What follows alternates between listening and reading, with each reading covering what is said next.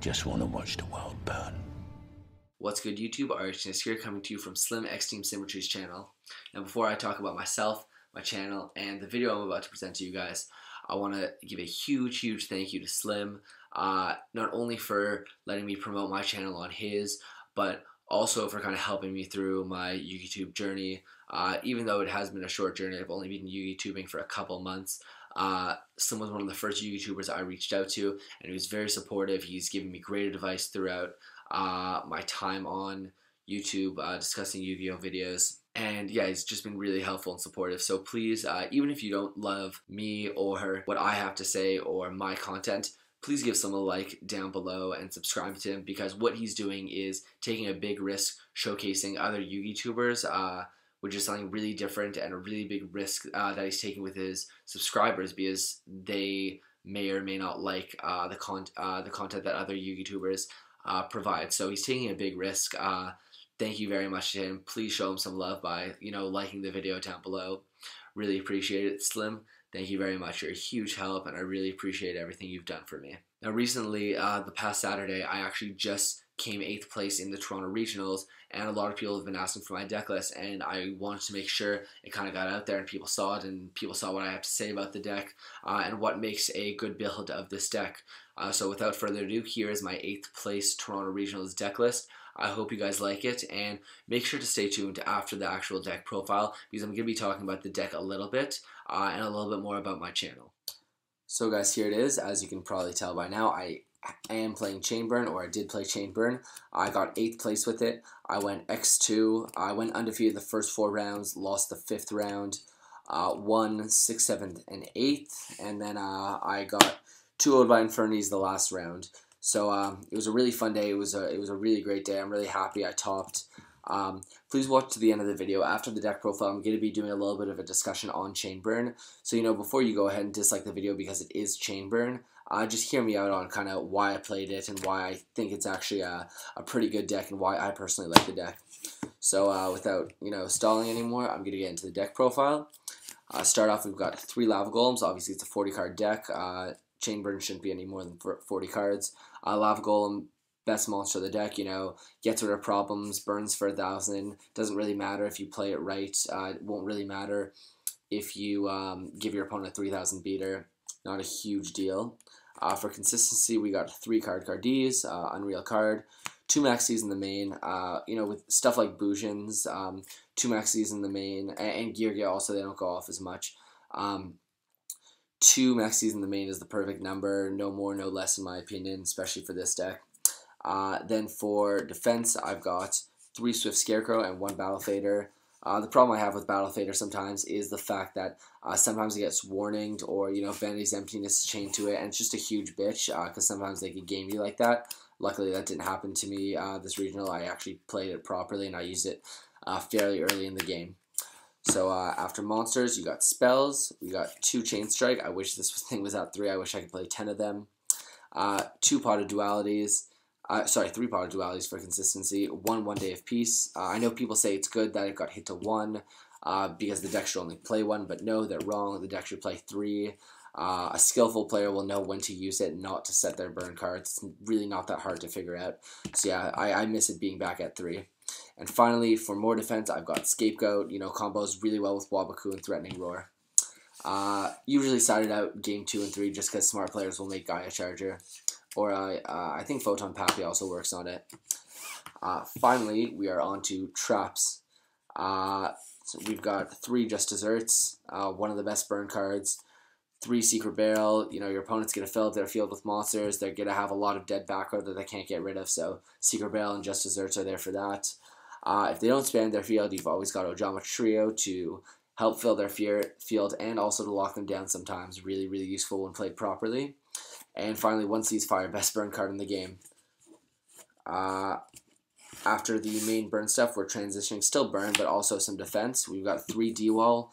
D-Wall is a lot better than Cylinder in my opinion, because D-Wall doesn't target, it doesn't affect the monster at all, so it gets around Lance, it gets around Infestation, it gets around Star Eater, and it gets around Spellbook of Wisdom. So yeah, really great card, a lot better than Cylinder.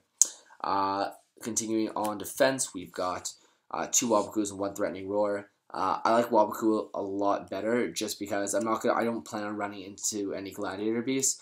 Also, I don't want any issues with, players getting warnings for sloppy play because they don't declare their phases, and then judges have issues and they end up giving people warnings for sloppy play with Threatening Roar. So that's why I prefer the 2-to-1 for Wabakus over Threatening Roar. And then for added consistency, draw power, we got 3 Reckless Greeds, and finally 3 Accumulated Fortunes to finish up the main deck. A lot of people say that you should play, 2 or 1 of these. 3 is the right number if your deck is built properly. If you know how to play the deck properly, you should be able to max out on 3 and abuse 3, and it should never be dead. It's never been dead for me, really. Now onto the side deck. The thing about this side deck, I really was not happy about the side deck. I don't think I built it well. I think I just overlooked it, and I was punished for that in the rounds that I actually lost. So hopefully the regional May 31st, when I play this deck, I'll be able to fix those mistakes. So I got 1 Volcanic Queen for the side deck. Volcanic Queen is for when players become smart and they only sit on 1 monster instead of filling up their field. So I usually take a Lava Golem or 2 out for this card. Then I was speaking to Jordan Pollock, who is a really good Chainburn player. He shout out to Jordan Pollock, really helped me out constructing the side deck and also giving me some advice on the deck. I was a little nervous going to my first big event where I actually feel like skillfully ready. So it was nice having someone to kind of speak to and ask and clarify some stuff that I had about the deck. So this is 3 Watt Cobra and 1 Watt Giraffe. I sided this in during round 5, which was actually the first match and first duel I lost. Never sided in again, really hated it. Just wasn't for me. That's all, about player preference. Just wasn't for me. Then I got 2 Raikos. Raikos are almost as good as MSTs in the fact that usually when players attack into them, there's not much you can change to their destruction effect because it's during battle step or damage step. And milling doesn't really hurt the deck unless you mill really, really badly, which has never happened to me. It's also good because it could hit problem monsters and problem back row, so it's pretty versatile. Then we got the 1 Fader, the second Fader for stuff like dragons and stuff that I need extra protection for, because it gets around Star Eater over Swift Scarecrow. Then I got the 3rd Maxi for any of the explosive decks, dragons, mermaids. 1 Dark Hole because nobody expects it and it puts in a lot of good work after punishing them with just desserts to just kind of wipe their fields. Then it also starts a Chain Link, which is nice. Triple MST for those decrees and anything else that could be a problem. Also Vanity's Emptiness, Skill Drain, stuff that could be a problem to my deck. Finally, we got 2 Magic Cylinders. I sided this in against slower decks like Fire Fist and stuff like that. It wasn't amazing because they play Gyoku, but the main reason was to protect the Watts because D-Wall doesn't protect the monsters. It just protects my life points. So yeah, there's the deck list. Be sure to stay tuned. I'm going to be giving you guys a quick talk about why I want to play Chainburn and kind of just my thoughts on the deck in general and why I don't think it's as bad and degenerate as everyone says it is. So yeah, and I will see you guys soon to discuss that. So yeah, I did end up playing Chainburn. I got 8th place with it. A lot of you guys may be pissed off because, Chainburn's a troll deck, is a degenerate deck, it's for scrubs.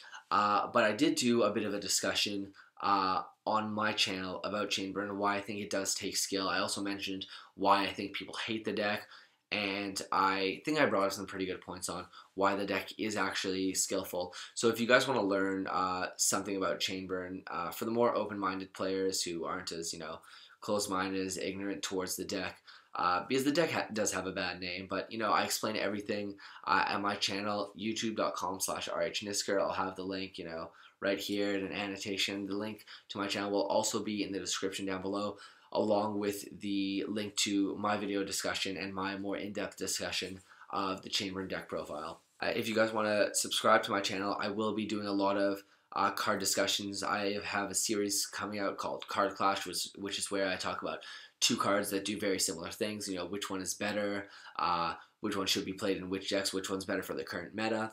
So if you guys are interested in stuff like that, I'll also be doing a lot of lower tier deck profiles. I don't want to call them profiles. I actually rather call them deck analysis because I feel like deck profiles are kind of oversaturating the market right now. We need something that actually teaches something about the deck.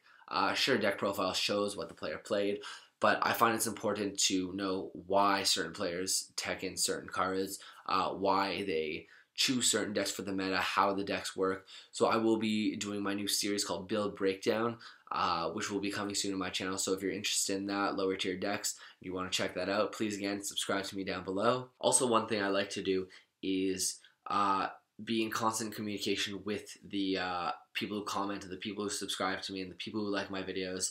So please leave a comment down below, whether you want to say why you like the deck, why you hate the deck, why you think it's a scrub deck, or if you want to know why I decided to play this deck, why I think this deck is good. Also, if you want to know any card choices, if you're curious about the card choices, some of the card choices I made in the deck or in the side deck, let me know in the comments down below. I will be responding to all your comments because I want people to learn more about the deck, as well as give Slim a big like.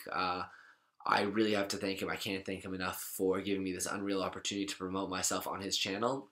And I will see you guys next time. Thank you very much, guys.